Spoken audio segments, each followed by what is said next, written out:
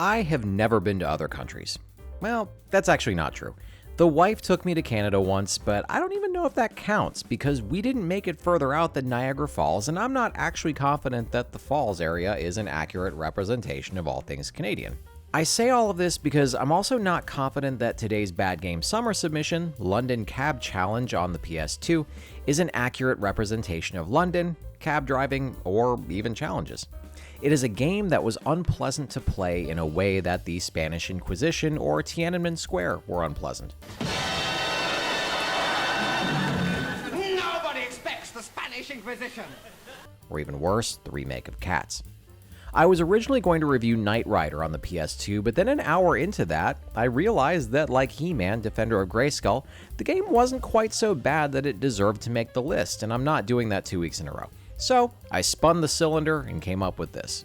Developed by Phoenix Games BV, I don't know what that stands for, so I'm just going to say it stands for butt vomit because I'm so mature, was responsible for games like, Go-Kart Rally on the PS2, White Van Racer, there may or may not be free candy in that van, Finkel's World, and more games that I just added to my master list of possible bad games to review next year. So a big thank you to Phoenix Games Butt Vomit, just in case I need some alternates. It was described online as a crazy taxi clone, but there's nothing crazy about it, or mental, or daft, or anything else my British friends might say instead. It turns out the challenge part of London Cab Challenge is staying awake while playing it, because this is one of the most boring games that I have ever played. If this were a game made in 2025, it would have the hashtag cozy or casual underneath the banner picture of some kid under a blanket with their cat and probably drinking something unoffensive like hot chocolate. But it was actually released in 2006, right at the tail end of the 6th console generation. It's a game with zero personality, almost zero assets, as you will see in the footage, and depressing gameplay. Yes, depressing. I was actually sad after I played this. He's sad. That's hilarious. If after starting the game you didn't say "F this" during the overly long load screen and turn it off before it finished, you're greeted with the title screen and then you can start the game right away. There is no demo mode or cutscene to show off the thrilling, balls-to-the-wall excitement of driving a cab in London, because unless you were maybe an extra on Torchwood, Doctor Who, or a Guy Ritchie movie, I can't imagine there's anything exciting about driving a cab in London, so I guess that's at least fairly accurate. The game basically starts by putting you through a tutorial of sorts where it'll walk you through your first cab fare, and then afterwards, you're basically free to drive around however you want. Each fare is represented by an arrow, because there are no pedestrians in this game. There is nobody walking around the streets or sidewalks, just cars. Honestly, I would have actually loved to see how this developer would have made an animated humans, because it couldn't have been anything short of hilarious. Basically, you just drive over the arrow, then it'll tell you where to go next. There's an arrow above your car to point you in the right direction, but I found that it got me turned around more often than it actually helped me, so I'd have to open the map up to see which roads I'd have to take to get there. I imagine this is what it's like for people over 70 who still use MapQuest or a paper map with coordinates like they've just invaded Normandy. Luckily, using the map isn't quite that complicated because as you can see, there are barely any roads in this game. Also even luckier is that the game will basically make you drop off your riders, I use that term loosely, at one of maybe 3 or 4 destinations on the map. And for some reason they were always in the opposite direction, forcing me to do a U-turn to get on the right path. This was very annoying and adjusted my mood from sad to annoyed. While driving, you're going to be harassed every few seconds by your pager. Oh yeah, that's a thing in this for all of you that are in your 40s. And it constantly tells you to hurry up. Back when we lived in a world without smartphones, it would have been like driving to the mall while your kid was constantly asking you if we're there yet.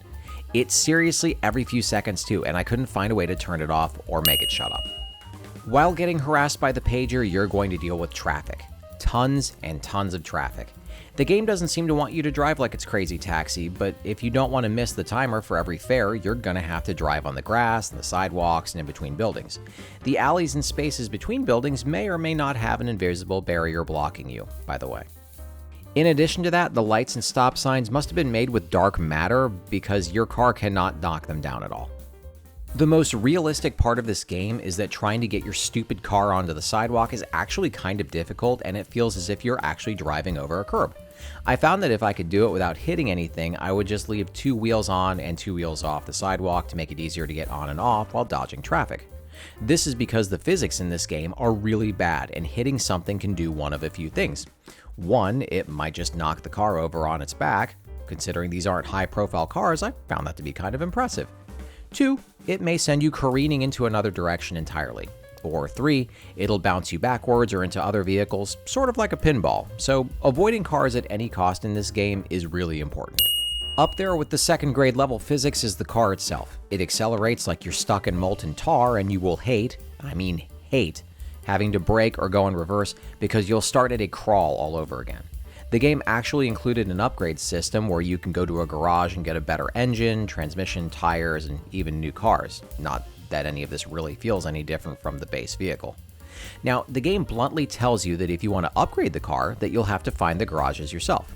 I felt that this was kind of rude, considering that even after finding a garage, it still won't mark it on the map for you, so you'll have to find it all over again every time you want to visit it. Oh, you want to buy a new engine to go faster? F you, find it yourself. The money grind to get better parts, frankly, sucks rocks. So over the course of my playthrough, I upgraded the basic car to its max parts and did not grind the money necessary to get either of the better cars because they're so expensive. If you'd like to do that, more power to you, but honestly, your time is better spent watching paint dry. One last thing that I want to touch on is the ranking system in this. Now, basically, the more fairs you complete, the higher your ranking goes and you'll earn a new title. With that title, you'll get harder fairs to complete, but the rewards are higher. Other than that, I'm not really sure that it serves any other purpose, and it's stupid. I can't imagine a situation where I would ever brag to someone that I did the 99 fairs necessary to earn the title of Driving God. So that's kind of all there is to this game. London Cab Challenge pretty much sucks at everything it does. It sucks at driving, it sucks at its fourth-rate Crazy Taxi gameplay, it sucks at pretending to be London, and it really sucked at keeping me awake and interested, and I can't imagine any situation where I would ever want to play it again. It is the very definition of waste of time, and it made me an unhappy person for playing it. And that's all for today. Bad Game Summer continues next week. See you next time.